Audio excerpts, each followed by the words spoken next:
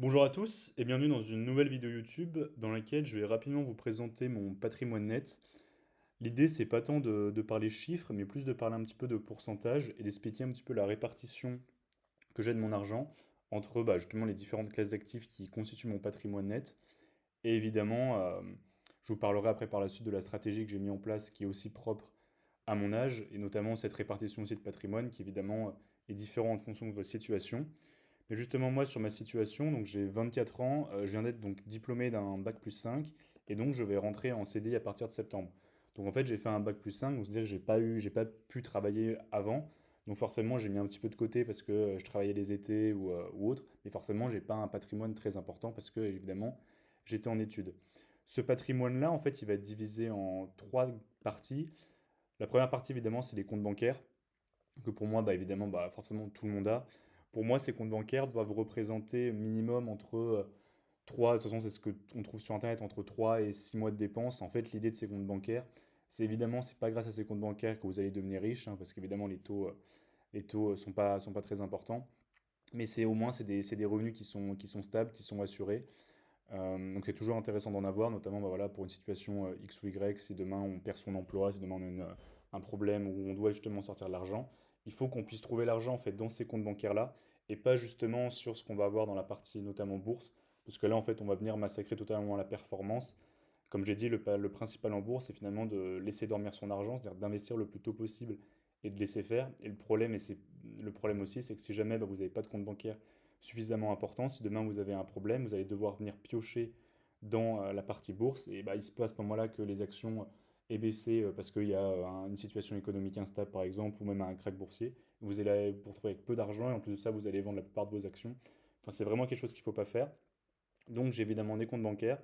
J'ai aussi une partie bourse qui, vous le verrez, représente la plus grosse partie de mon patrimoine et une petite partie crypto. Alors, je suis vraiment pas un spécialiste de crypto, j'en prends un tout petit peu parce que je suis persuadé que des grosses cryptos comme Bitcoin ou autres vont bien monter. Mais voilà, ça représente une toute petite de mon patrimoine. Et comme on dit, l'argent qu'on met en crypto, il faut vraiment que ce soit de l'argent que vous êtes prêt à perdre. C'est-à-dire que si vous gagnez, tant mieux. Si vous perdez, ça ne va pas venir affecter grandement votre patrimoine. Si on rentre un petit peu dans le détail au niveau des comptes bancaires, alors moi j'en ai deux, c'est le livret jeune et le LDDS. Le livret jeune, donc c'est un compte bancaire qu'on peut ouvrir entre 12 et 25 ans de mémoire. Pour moi, c'est un peu un truc important à avoir parce que c'est bien rémunéré. Là, c'est à hauteur de 4%. C'est évidemment plafonné très bas. Là, je crois que le plafond est à 1600. Mais l'idée, c'est dès que vous pouvez, notamment à vos 18 ans, où vous pouvez soit commencer à travailler, soit faire des jobs d'été, c'est de venir le remplir parce qu'il peut dépasser ces 1600 par les intérêts. C'est-à-dire que au maximum, vous pouvez mettre 1600 euros, mais tous les ans, vous allez toucher des intérêts qui vont s'ajouter dedans. Et après, les intérêts vont être calculés sur l'argent que vous avez, donc sur les 1600 plus les intérêts que vous avez déjà. Donc vous pouvez largement dépasser. Donc moi, il est maximisé. Et j'ai un autre compte bancaire qui est le LDDS, qui est un peu tout à fait pareil que le livret A, hein, alors le plafond est un peu plus bas, le plafond est à 12 000 contre plus de 20 000 pour le livret A, mais c'est le même taux, c'est 3%. Moi, j'ai pas de LEP, mais si vous pouvez l'avoir, honnêtement, faites-le parce que c'est ce qui rémunère le mieux. Même si là, d'après les différentes news, ils vont un petit peu baisser ce taux, mais il reste toujours intéressant et plus important que l'inflation. Donc si vous pouvez, ouvrez-le. Mais moi, donc j'ai un LDDS, donc un livret jeune maximisé donc à 1600 euros, plus un LDDS à hauteur de 5000 euros. En fait, voilà, l'idée, c'est que ça représente environ 40% de mon patrimoine. Ça représente une grosse partie à l'heure actuelle parce que j'ai pas pu mettre énormément et j'avais pas non plus énormément d'argent. Mais l'idée, justement, c'est avec le CDI, donc commencer à toucher un salaire, c'est de mettre une plus grosse partie en bourse et laisser finalement cette partie dans les comptes bancaires qui représente en gros entre 3 et 6 mois de dépenses. Sur la partie bourse, donc, j'ai un CTO et un PEA. Là aussi, le PEA, si vous pouvez, c'est un peu comme les livrets jeunes, hein. Ouvrez-le le plus vite possible parce que j'ai fait une petite vidéo rapide de présentation qui est disponible sur ma chaîne. Mais le PEA, vous avez un avantage fiscal hyper intéressant, mais qui se débloque au bout de 5 ans.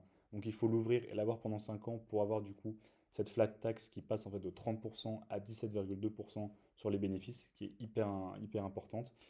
Donc faites-le le plus vite possible, même si c'est pour mettre rien du tout. Moi, je me rappelle que j'ai ouvert mon PEA, je crois que c'était pendant le Covid, donc en 2020, parce que je voyais que les actions baissaient. Je m'étais dit, bon, à mon avis, le Covid, c'est passager, ça va remonter. Je me rappelle, j'avais mis 200 euros sur Total, hein, donc j'avais pas énormément, mais au moins, je l'ai ouvert dès 2020.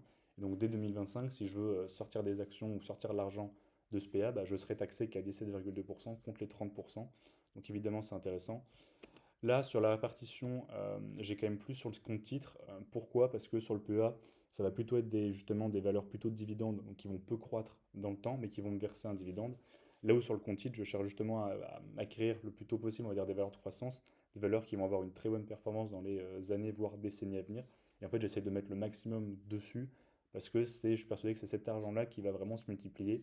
Là où sur le PEA, finalement, je vais avoir peu de fluctuations, parce que j'achète, de toute façon, je présenterai après par la suite mon PEA, mais je vais avoir des valeurs qui bougent beaucoup moins. Donc en fait, là, c'est 53% de mon patrimoine net. Évidemment, l'idée, c'est que petit à petit, cette partie bourse prenne de plus en plus d'importance. Maintenant que voilà, mes comptes bancaires, je suis à peu près à l'abri pour 3 à 6 mois de dépenses. Et enfin, une petite partie de crypto, qui là représente que 1000 euros et que 6% de mon patrimoine.